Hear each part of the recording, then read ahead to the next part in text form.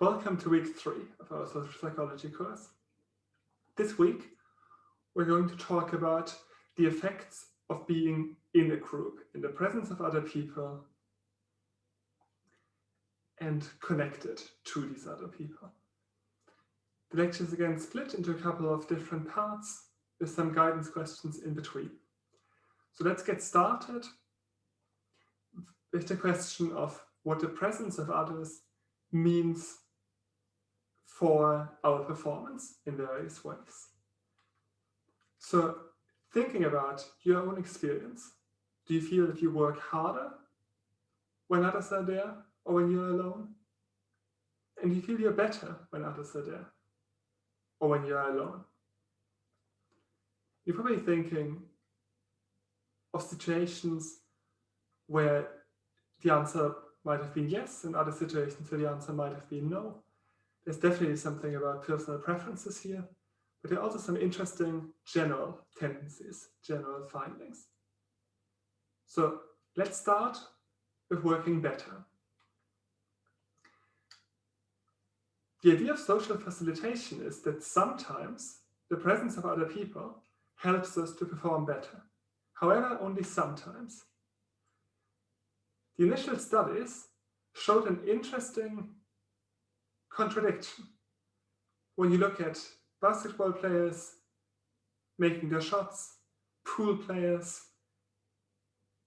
again, making their shots, you would see that some perform better in the presence of others and some perform worse. And actually it emerged then, when looking at the data more closely, that experts tend to perform better and amateurs tend to perform worse. So why would that be? Why would it be that sometimes the presence of others improves performance and at other times it impairs performance? Sejong, who did some of the early research in this field, suggested this drive theory. So he suggested that the presence of others leads to arousal, and that arousal leads to the dominant response being chosen more automatically and therefore more frequently. The dominant response is whatever comes to you more easily, more naturally. And depending on your skill level, the dominant response might be success or failure. So the two studies I showed you before about sports performance would suggest that actually for experts, the dominant response, the standard thing to do when you're trying to shoot a hoop in basketball, is to succeed. For amateurs, the standard response is to fail. So in the presence of others, that standard response becomes more common, and the alternative then less common. And there seems to be something quite fundamental to this effect. So Sajong initially did research, like most psychologists of his time, on male undergraduate psychology students, but then he also looked at Platter orientalis, which happened to be these little animals, so black beetles, and he observed that they actually run faster through a maze and more successfully through a maze in the presence of an audience, in the presence of other black beetles. So the argument there would be that there isn't much cognition going on among these black beetles. So there's something quite fundamental around arousal. Others suggested that while that might be true, we also need to think about what happens in people's minds beyond that just biochemical stimulation. And then the notion of evaluation apprehension came in. So when you think about being put to the front of an audience and asked to shoot some hoops in basketball, one thing that you might feel is actually quite a lot of dread. I personally imagine being very uncomfortable, being judged on something where I expect to perform rather poorly. And that's what evaluation apprehension would be about. So if there is the presence of others and we expect approval or disapproval, the suggestion here is that that will shape our performance. If we are already doing quite well, we might perform even better. So that we get the positive reward that we expect. If we're not particularly competent at something, we might become very stressed and then actually perform worse. A question around that then is, why do we care? And when do we care? Why we care about the evaluation of others is something that partly goes back to things that we already discussed. Ourself being fundamentally constituted by how others see us. But of course, not everyone cares. We don't always care. So if in thinking about evaluation apprehension, those are important questions to still consider. An interesting early study that suggests how these different theories, these different explanations for the facilitation effect might be combined is the study by Marcus in the late 1970s. They had 3 conditions. And in those conditions, participants were asked to either dress in their own clothes or to dress in unfamiliar clothes. In the first condition, when they were alone in some laboratory setting, they were faster to dress in familiar clothes than unfamiliar clothes. What now happens when other people are there? When other people just happened to be there, but weren't paying particular attention to them, we saw already the expected effect on unfamiliar, on the speed which they put on unfamiliar clothes. It took them quite a lot longer. However, in the simple task, them just putting on their own clothes, there's no effect. When you then have an attentive audience, the speed which they put on unfamiliar clothes doesn't change, but they become faster in the easy task with the familiar clothes. And this kind of experiment is interesting because if there's a difference between an incidental audience, people just happening to be there, and an attentive audience, if they have different effects, then there must be different mechanisms at play. Maybe an incidental audience, just other people being physically there, is enough to create arousal. But maybe they need to pay attention for evaluation apprehension to emerge.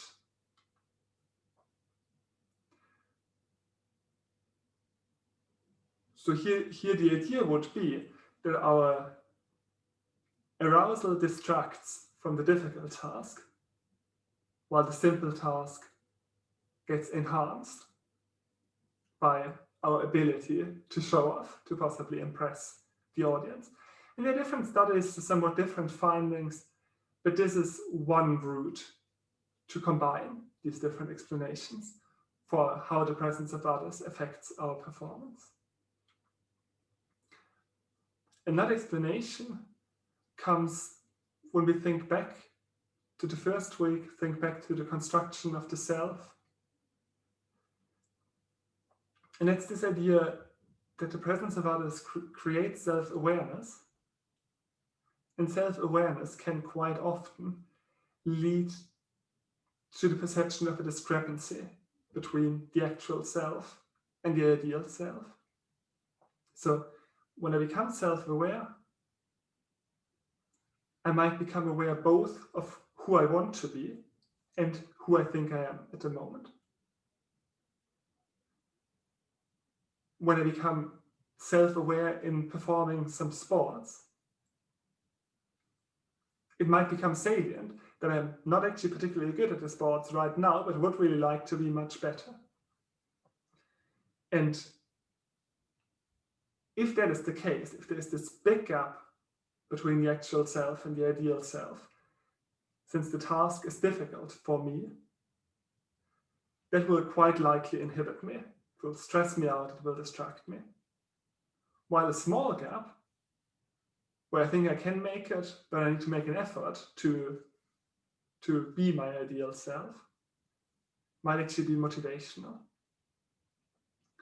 So again, the same prediction, but a different explanation. And in these cases, it's always good practice to think about how could we observe a difference here? So if I just have the basketball study, this is just a different explanation for the same data. So what would you want to test to see whether this is a better explanation? And just one thought, and I hope you have others, but one thought could be that this has to be related to motivation. So this theory makes sense if I have an ideal self, as someone who impresses the crowd with my basketball skills. People who really don't care shouldn't be influenced by the presence of others under this theory. So that would be something to study in further research, and it has been done in some studies. So facilitation, social facilitation is about whether people work better in the presence of others. Now the question around social loafing is whether people work harder in the presence of others. And a very early, very simple study by Ringelmann was just to get people to pull on a rope. One person or multiple people get them to pull on a rope and see if they pull harder when there are others pulling at the same time, if they pull with exactly the same force or less. So, at least in the way Ringelmann presents it, his expectation was that the force per person just stays the same. People are not influenced by others. However, the observation was that the force per person declines rather rapidly with more than one person pulling on the rope. If you think about group work in school, this might not surprise you. You might have observed it already that in bigger groups, people often tend to contribute less on average than if they're working alone or in a small group. Why would that be? So one explanation for this decrease in the force per person might just be that it's quite difficult to coordinate. Certainly, if you have 8 people pulling on a rope, it might just be less efficient than if everyone pulls on their own rope. However, there also seems to be something around motivation that allows people to put in a little bit less of an effort when others are there. Importantly, when we talk about social loafing, we don't mean full free riding. The idea of free riding is people just take the opportunity to benefit from some resource without contributing to it at all. Right? These guys here take the benefit from the motion of the truck, don't contribute to it.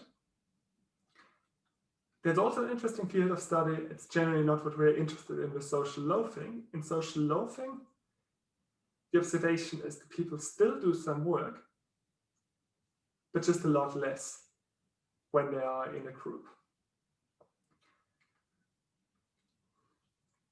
Why would that happen? One explanation is around fairness. No one wants to do more than their fair share. We come to expect that other people don't work hard, so we slack off a bit as well. If there is no clear assessment of individual contributions, we can kind of disappear into the crowd, not do very much. And almost a combination of the two is this idea of matching to a standard. We do as much as we think is expected of us. We don't really know what it is, and we kind of want to match others who we don't really see we might match to a very low standard. Interestingly, this effect, which had been established as the most effect in social psychology among young male students in the US, is particularly pronounced among male Americans. Because men are more likely to engage in this kind of social loafing than women, and people in individualistic cultures, like the UK and the US, have been shown to engage a lot more in loafing than people in more collectivistic, often Asian cultures. So it's an important area to really think about who you're doing your research with and who the findings apply to them. But how can we reduce this tendency?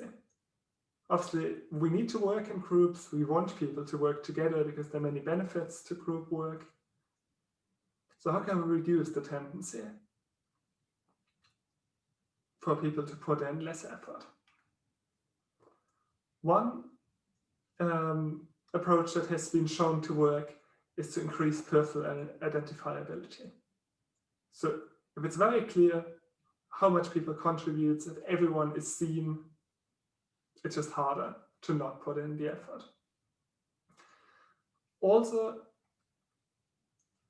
if everyone actually commits to the task and thinks it's important that a group accomplishes the task, there's less of a temptation to disappear and take a back seat. And also, if there are clear targets for the group, but also for individual contributions, it becomes a lot easier to match those targets. And in the extreme, when all these conditions are met, there can actually be a social compensation, that we actually work harder in a group. But the general tendency, more commonly observed, is loafing, this reduction in effort. So to wrap this up, when we're thinking about how the presence of others affects our performance and our effort, there is the situation when there's no evaluation apprehension, no one is judging our individual performance, which can then lead to relaxation and social loafing. Or conversely, there can be this evaluation apprehension. We can feel that we are now observed by others and judged for our performance, which then tends to lead to arousal and social facilitation. And importantly, social facilitation has these distinct effects on easy tasks and difficult tasks, because it's said to strengthen the dominant response, the default response. And the key question to ask is whether individual efforts are evaluated or just pooled with others and not evaluated. So that concludes our first aspect.